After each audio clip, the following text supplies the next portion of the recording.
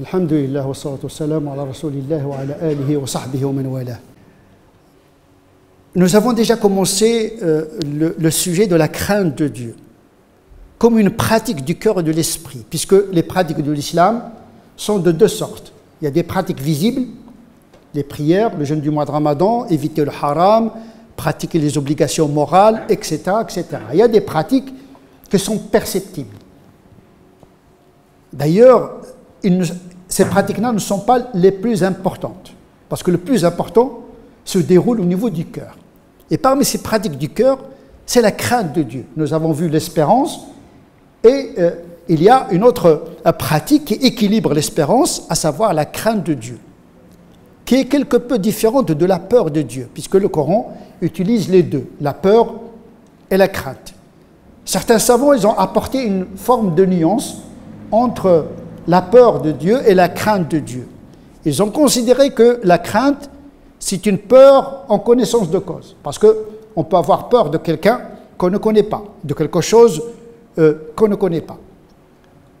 Mais la crainte, c'est une peur qui est basée sur un savoir. On sait qui craindre et comment le craindre.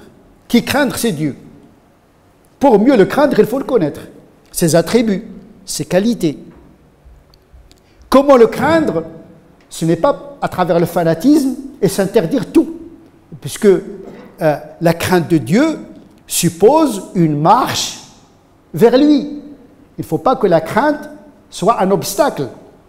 Il ne faut pas que la peur inhibe le musulman. Donc Dieu, il a fait tout pour que cette crainte ne dissuade pas le musulman de se rapprocher davantage de Dieu. C'est pourquoi il a révélé une religion facile, pour permettre aux croyants de cheminer à partir de ce qu'il est. La yukallifu Allahu nafsan illa wus'aha. C'est-à-dire, cette crainte, il prend en considération les capacités personnelles de chacun. Puisque le jour du jugement dernier, chacun va rendre des comptes à Dieu individuellement.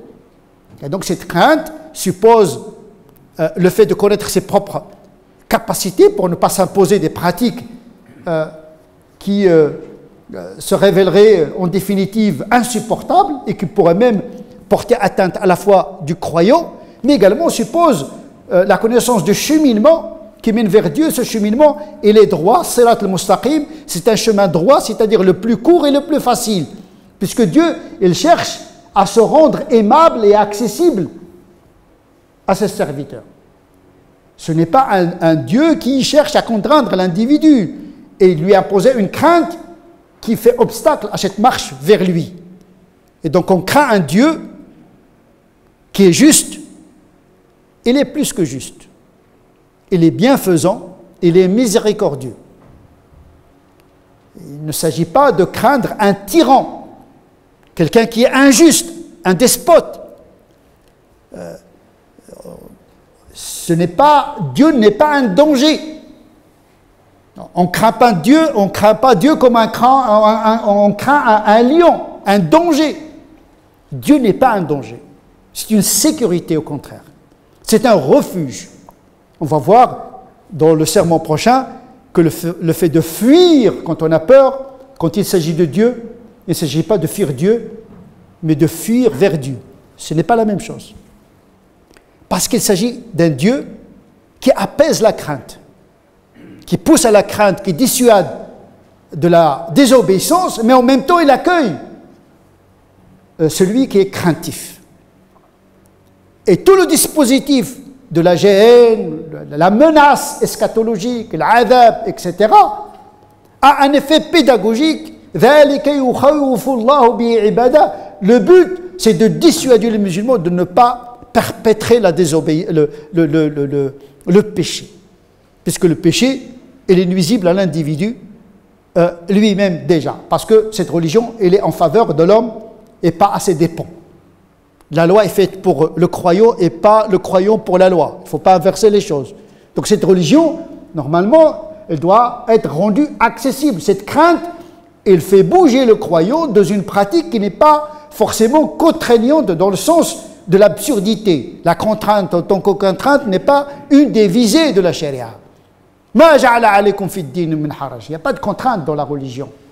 Yuridu Allah bikum al-yusr. Dieu veut de vous la facilité. Mais la droiture nécessite un effort.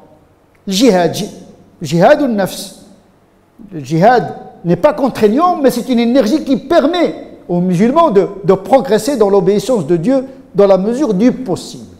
Et donc cette crainte, c'est une peur en connaissance de cause. Il s'agit d'un Dieu miséricordieux.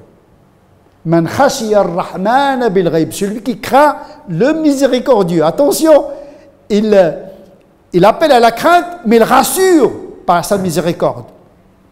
Toujours le Coran, il oscille entre l'espérance et la crainte pour établir une marche équilibrée entre l'espérance en la miséricorde de Dieu et la crainte de sa menace.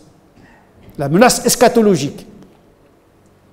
وَيُحَذِّرُكُمُ اللَّهُ نَفْسَهُ وَاللَّهُ رَءُوفٌ بِالْعِبَادِ. Dieu vous met en garde contre lui, mais sachez que Dieu est toute mansuétude, toute compassion